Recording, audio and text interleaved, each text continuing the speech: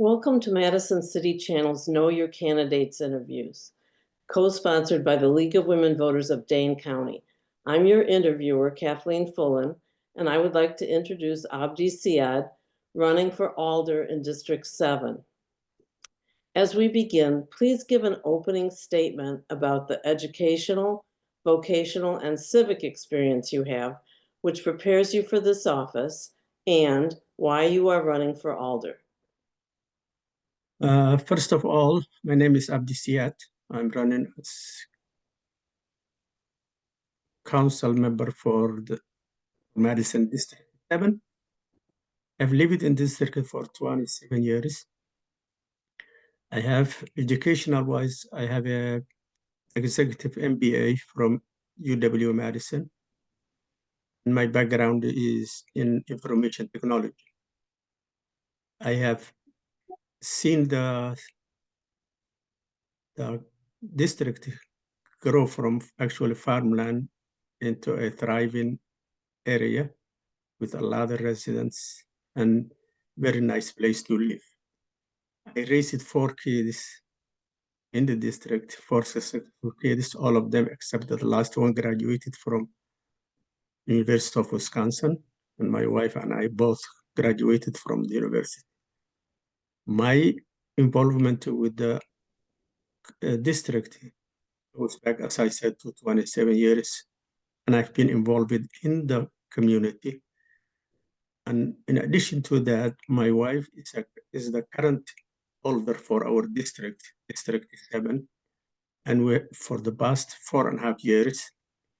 And she worked very hard for the district, and accomplishments include when the district didn't have any facilities or accommodations for the parks in the district. And 2 of them now are under construction. And she has did countless other an accomplishment for the city in the district, and we have supported that and have been part of it. Even though I was older, I was behind all my wife did and my family did too, and we worked very hard to make the district safe and comfortable place for our residents, including our families. I'm proud to say that it is one of the most beautiful parts of the city. How would you evaluate the city's current efforts to address homelessness and increase the amount of affordable housing? Are there additional steps the city should take to address these issues? As we all know, housing and affordable housing is a big issue, not for only our city, but across the country. And the city has opportunities to improve that. And one of the things that I would like to have the city do it is collaborate with other stakeholders, including real estate developers, and see if we can get more areas available for affordable housing. And also make sure that our community and our residents in the district have safe and comfortable housing, and also not only comfortable but affordable. So I would like the city to conduct studies that will figure out the best way to use the resources of the city now. There are many other challenging things going on in the city, but affordable housing is very important. And I think then we should prioritize the resources we have to make affordable housing a central part of the city's program. What actions or programs would you support to enhance public safety in Madison? And in particular, what is your position on the use of body cameras by Madison police officers, given the recent demonstration project? Number one, I would like to have a community where the law enforcement and the community are together, where there is no friction between the law enforcement and community members. Now, as far as the camera is concerned, I think it is important to have accountability when, God forbid, anything happens and the law enforcement is involved in that incident. One of the things that the camera will bring is that it will be an evidence of the actions of both the resident and the law enforcement, so that we will have a clear picture. God forbid, if anything happens, we have a clear picture of what happened, so that there are also issues where there's always some friction from the community and the law enforcement.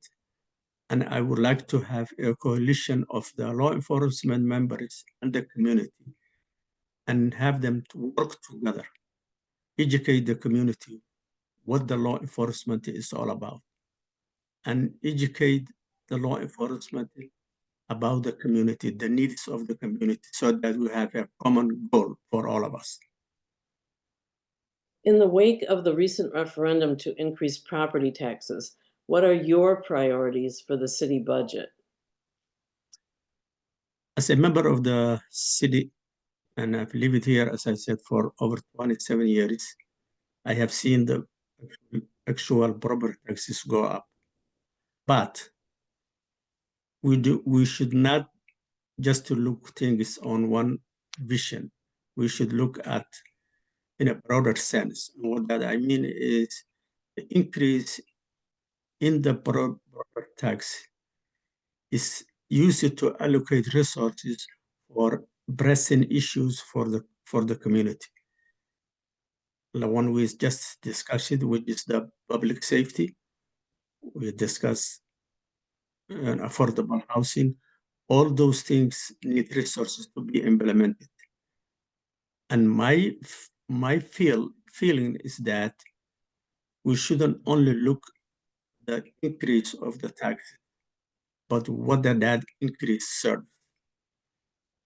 If affordable housing or public safety or environmental sustainability were an issue, and the city have limited resources, obviously we need more resources to implement those issues, to improve the safety, to improve the affordability of the house. So for me, I wouldn't look increase of property taxes as a negative. I would look as an addition of resources to resolve issues at hand. How should Madison balance the need for development with other concerns such as traffic, historic preservation, and conservation of natural areas? Well, as I alluded to before, not one issue can stand on its own.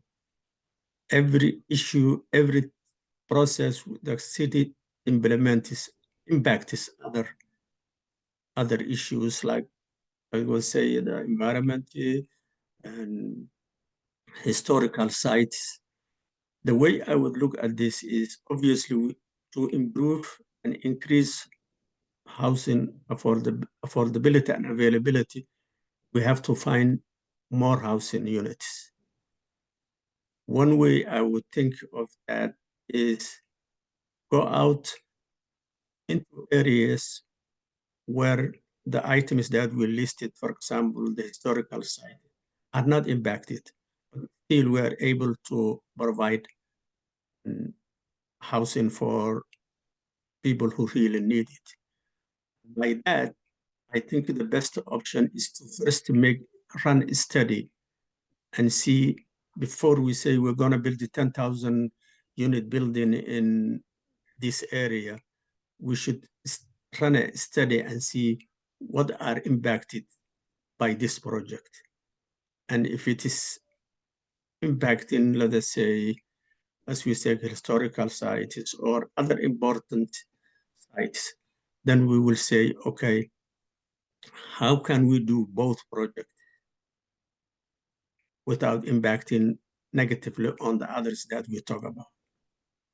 What are the most critical issues that you see facing the people in your district, and what would you propose to address these? People in my district is mostly residential and family areas, and there are limited businesses, especially small businesses in my area, in my district.